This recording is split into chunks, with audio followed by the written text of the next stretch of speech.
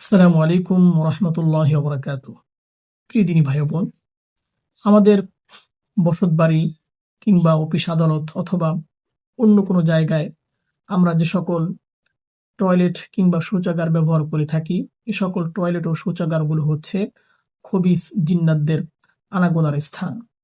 এই জন্য অনেক সময় দেখা যায় অনেক ভাই ও বোনের সকল খবিস জিন্নাত কর্তৃক আক্রান্ত হয়ে থাকেন। রসুল করিম সাল্লাল্লাহু আলাইহি সাল্লাম আমাদেরকে একটি দোয়া শিখিয়েছেন।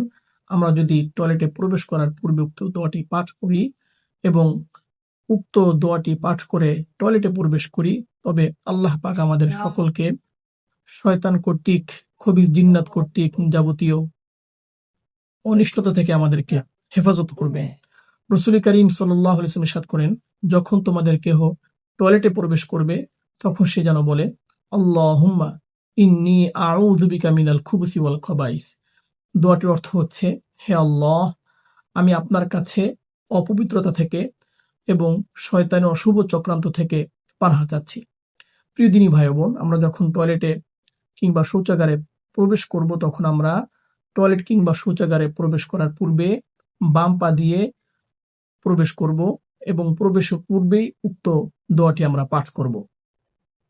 তবে যদি কখনো আমরা টয়লেটে প্রবেশ করার পূর্বে উক্ত দোয়াটি পাঠ করতে ভুলে যাই, আমরা টয়লেটে প্রবেশ করার পরেও মনে মনে উচ্চারণ করা ছাড়া আমরা এই দোয়াটি পাঠ করতে পারি।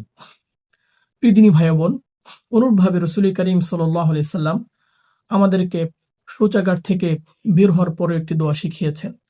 দোয়াটি হচ্ছে, গুফরানাকা আলহামদুলিল্লাহিল্লাযী আযহাবা আন্নিল আযা ওয়া আফানি। দোয়াটির অর্থ হচ্ছে, আমি ক্ষমা প্রার্থনা করছি ওই আল্লাহ তাআলার কাছে, যিনি আমার থেকে কষ্টদায়ক বস্তু দূর করেছেন এবং আমাকে স্বস্তি দান করেছেন।